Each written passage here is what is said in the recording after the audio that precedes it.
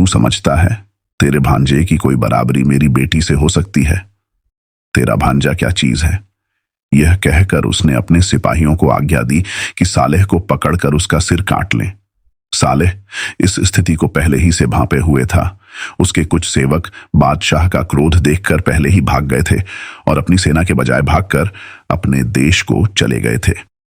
किंतु सालेह तड़पकर समंदाल के सैनिकों के बीच से निकल गया और टेढ़े मेढ़े रास्तों से चलकर अपनी सेना में जा पहुंचा। उसका सेनापति उसकी दशा सुनकर आग बबूला हो गया और बोला, आप अपनी सेना की कमी को न देखिए, एक बार हमें जौहर दिखाने का आदेश दीजिए, फिर देखिए क्या तमाशा होता है। सालेह ने आक्रमण का आदेश दिया। समंदाल की सेना ने सामना किया किंतु परास्त हुई।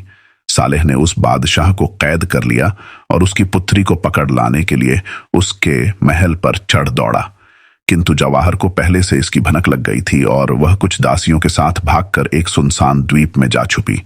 इधर सालेह के जो सेवक पहले ही भागकर अपने देश में पहुंचे थे, उन्होंने जाकर सालेह की माता से कहा कि समंदाल के बादशाह ने अब तक सालेह को मरवा डाला होगा। वह बेचारी ये सुनकर पछाड़ खाकर गिर पड़ी और बेहोश हो गई। दूसरे लोग भी रोने पीटने लगे। बद्र भी वहां मौजूद था। उसे बड़ी ग्लानि हुई कि मेरे कारण मेरे मामा की जान गई।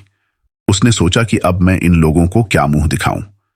यह सोचकर वह ईरान के लिए चल पड़ा। बद्र बड़ी हड़बड़ी में चला था, इसलिए पानी में रास्ता भूल गया और कई दिन बाद भटकता हुआ उसी टापू में पहुंचा जहां पर जवाहर ने आश्रय लिया था। वह थक कर एक पेड़ के नीचे आराम कर रहा था कि उसे एक ओर से कुछ स्त्रियों की बोली सुनाई दी। वह उधर गया तो देखा कि एक शहजादी दासियों से घिरी बैठी है। वह समझ गया कि यही मेरी प्रेयसी है। उसने पास जाकर कहा, भगवान की बड़ी दया है कि आपसे भेंट करने का अवसर मिला। मैं आपका सेवक हूं। अगर आपकी कुछ सहायता कर सकूं तो मुझे प्रसन्नता होगी। जवाहर बोली, आपके वचनों से मुझे बड़ा धैर्य मिला। मैं बड़ी मुसीबत में हूं। मैं समंदाल नरेश की बेटी जवाहर हूं। पड़ोस के एक राजा सालेह ने हम पर आक्रमण करके मेरे पिता को कैद कर लिया है। मैं किसी तरह भागकर यहां पर आकर छुपी हूं।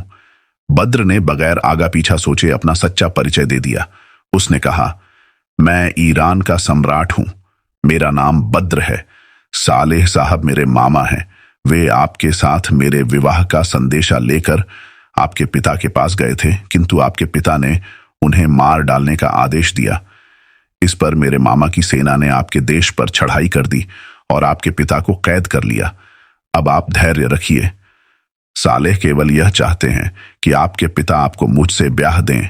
अब मैं इन दोनों बादशाहों से मेल करा दूंगा। जवाहर बद्र के रूप और शील को देखकर मोहित थी, किंतु जब उसे मालूम हुआ कि इसी नवयुवक के कारण मेरे राज्य पर विपत्ति आई है तो उसके हृदय में क्रोध भर गया।